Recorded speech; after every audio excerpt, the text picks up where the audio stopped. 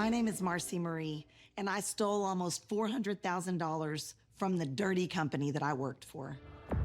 The company that hired me was a bleach manufacturing company. The goal of this company was never about selling bleach or selling any kind of product. It was about selling the company. They wanted somebody to buy out the company for much more money than they bought it for. So the company that I worked for was not making any money. We were losing money so that they can undersell the competitors.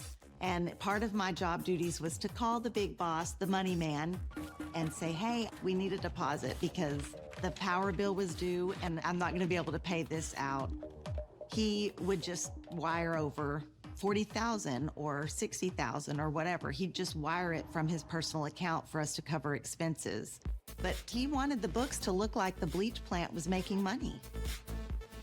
One time when I called and I asked, hey, we need a wire, he said, okay, well, mark it as this in the book.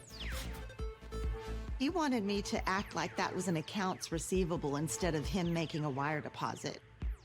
So I'm changing up the way things look in our books. Instead of it looking like the owner gave us this big amount of money, it looked like someone paid us for a bleach order.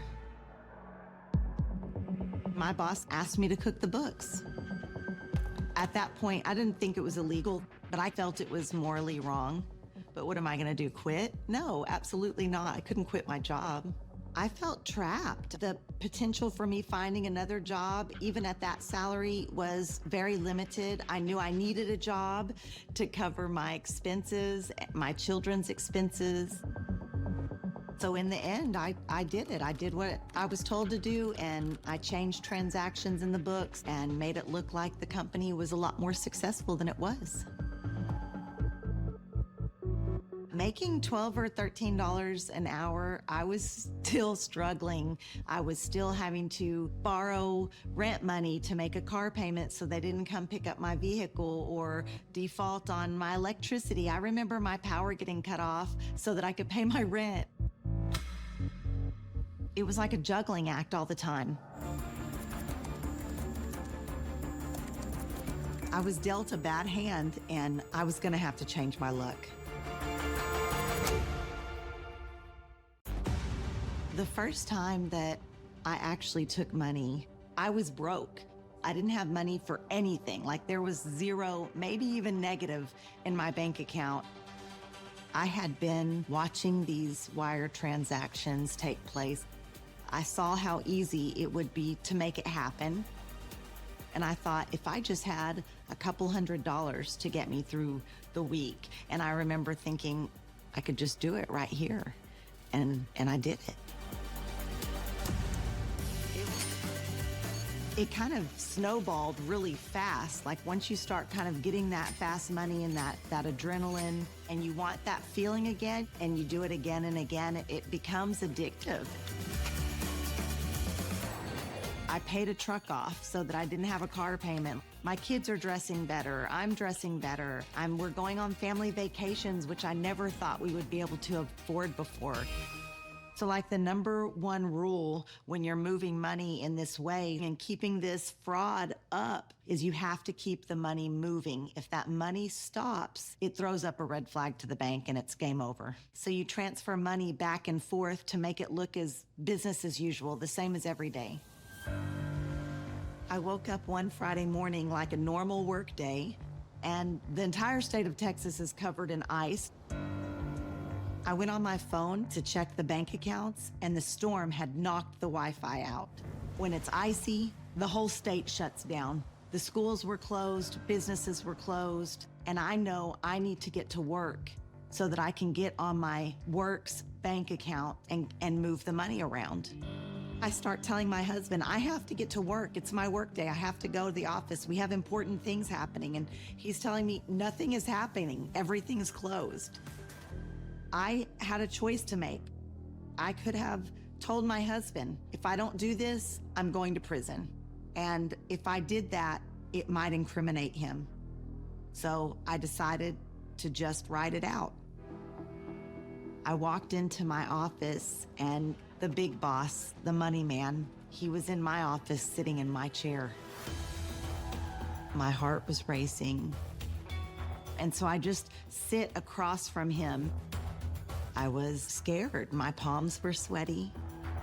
And he opens this folder and lays all these papers out.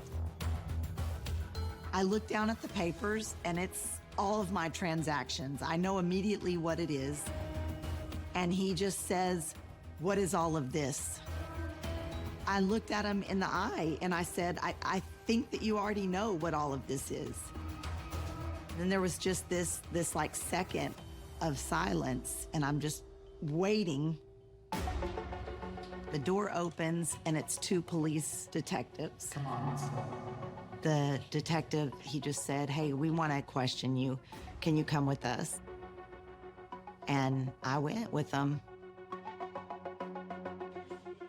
He took me to a typical interrogation room. I mean, it looked like an interrogation room that you see on Law and Order. And I just thought, how did my life get here? It felt like it was overnight, even though it was a number of years. So I admitted to everything. I couldn't hold it in anymore, and frankly, it felt good to let it all out. When the detective said that I was under arrest, my immediate thought was, who's gonna get the kids from school? But they put me in handcuffs and take me to the jail. So I took $367,000 from the company I worked for. My lawyer said, if you sign for this, you know, I said, there's no way I'm signing 40 years of my life away. Absolutely not. Ultimately, I was sentenced to 20 years. I got to see parole at 2 years, at 3 years, 4 years, 5 years. And I kept getting denied for parole for the same reason, which is significant monetary loss. So it was like, you took this money, there's nothing you can do about it now, but we're just gonna keep denying your parole. After 10 years, I finally got to come home.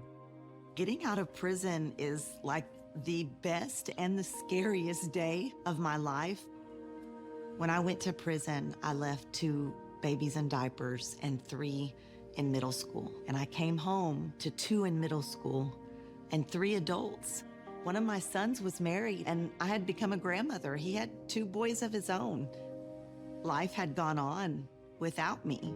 My actions caused this ripple effect of hurt and trauma throughout my family, and I had to own up to that.